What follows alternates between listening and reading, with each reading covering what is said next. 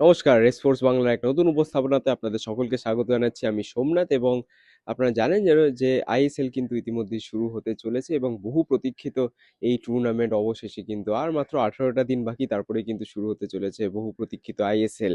ইস্টবেঙ্গল, মোহনবাগান কারা জিতবে এই আইএসএল সেটা নিয়ে তো দর্শকদের মধ্যে ইতিমধ্যেই একটা উৎকণ্ঠা আছে, একটা কিন্তু কৌতূহল আছে। মোহনবাগান কি থ্রি-পিট করবে নাকি ইস্টবেঙ্গল 23 বছর পর তারা প্রথম লিগ জিতবে, নাকি অন্য কোনো দল যারা ডার্ক হর্স তারা জিততে পারে এই বছর আইএসএল। বাট সেই সব নিয়ে তো আমরা ইতিমধ্যে কথা বলবো, কারণ এটার পরে আইএসএলই একমাত্র একটা টুর্নামেন্ট যেটা হতে চলেছে এবং রেসপোর্টস বাংলার পর্দায় অবশ্যই আপনারা আইএসএল নিয়েই ডিটেলড ভিডিওর পর ভিডিও পাবেন। কিন্তু আমাদের এই কথাটাও মাথায় রাখতে হবে যে আইএসএল অবশ্যই শুরু হচ্ছে অনেক অপেক্ষার পর, কিন্তু ভারতীয় ফুটবলের যে অনিশ্চয়তা চলছিল সেই অনিশ্চয়তার মধ্যে যদি কোনো একটা টুর্নামেন্ট হয় যেটা কন্টিনিউয়াসলি চলে গেছে, সেটা হচ্ছে বেঙ্গল সুপার লিগ। কোনো বেশি বলতে পারেন যে হাইপ ছাড়া বা কোনো বেশি টেকনিক্যালিটিস ছাড়া কিন্তু বেঙ্গল সুপার লিগ প্রথমবারের মতো বেঙ্গলে হচ্ছে।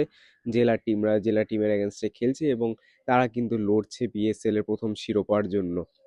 এবং অনেক দিন ধরে কিন্তু এই টুর্নামেন্ট চললো, আপনারা জানেন নভেম্বর, ডিসেম্বর, জানুয়ারি, এখন আমরা জানুয়ারি একদম শেষের দিকে চলে এসেছি, 27শে জানুয়ারি আজকে। এবং যেই লিগ স্টেজের খেলা, সেই লিগ স্টেজের খেলা কিন্তু ইতিমধ্যেই শেষ হয়ে গেছে, আপনারা সকলেই জানেন। এবং বাকি আছে শুধু সেমিফাইনাল এবং ফাইনাল। এবং চ্যাম্পিয়ন্স লিগে যেরকম হয় সেমিফাইনাল দুটো লেগে, সেরকমই কিন্তু বিএসএলও চ্যাম্পিয়ন্স লিগ, সরি বিএসএলও কিন্তু সেমিফাইনাল হবে দুটো লেগে।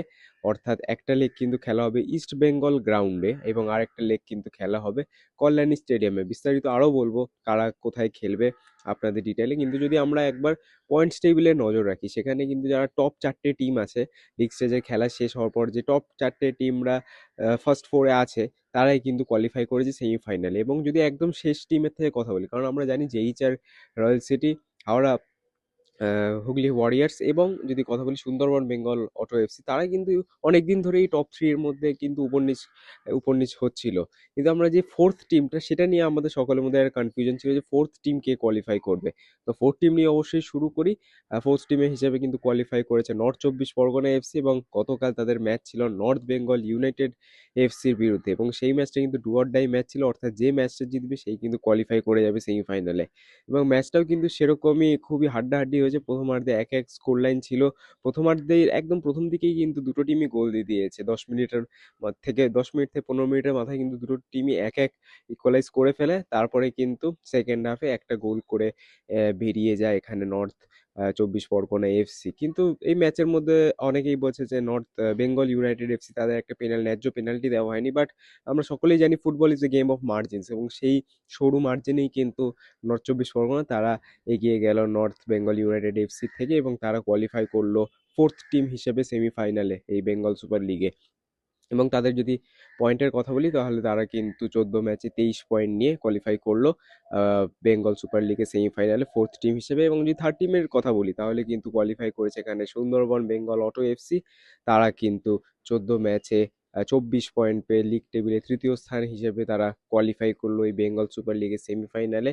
এবং যদি কথা বলি তারা এবং সেই 14টা ম্যাচের মধ্যে কিন্তু 7টা match Sundarban Bengal auto FC জিতেছে এবং তারা এমন একটা টিম, অনেক চান্স তারা পেয়েছে যে লিগ টেবিলের উপরের দিকে থাকার, তাদের একটা সিগনিফিকেন্ট অনেকগুলো চান্স কিন্তু পেয়েছিল তারা। বাট সেই কয়েকটা ম্যাচ কিন্তু তারা হারে বা ড্র করে, পয়েন্ট লস করে, সেই জন্য কিন্তু 3 নম্বরে শেষ করতে হচ্ছে সুন্দরবন বেঙ্গল অটো এফসিকে। না হলে কিন্তু যথেষ্ট কনসিস্টেন্ট টিম ছিল সুন্দরবন, তারা কিন্তু ওই টপ 2 এর মধ্যেই সবসময় ছিল। বাট অ্যাগেন ক্রুশিয়াল টাইমসে পয়েন্ট লুজ করার জন্য কিন্তু তাদেরকে সেই 3 নম্বরে শেষ করতে হয়।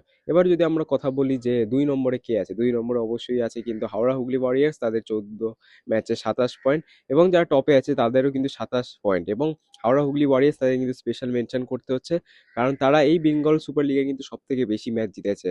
অর্থাৎ 14টা ম্যাচের মধ্যে কিন্তু 8টা ম্যাচ তারা জিতেছে হাওড়া হুগলি ওয়ারিয়ার্স। তো তাদের নাম আলাদা করে কিন্তু বলতেই হচ্ছে এবং তারা কিন্তু দ্বিতীয় স্থান হিসেবে শেষ করেছে 27 পয়েন্ট নিয়ে 14 ম্যাচে।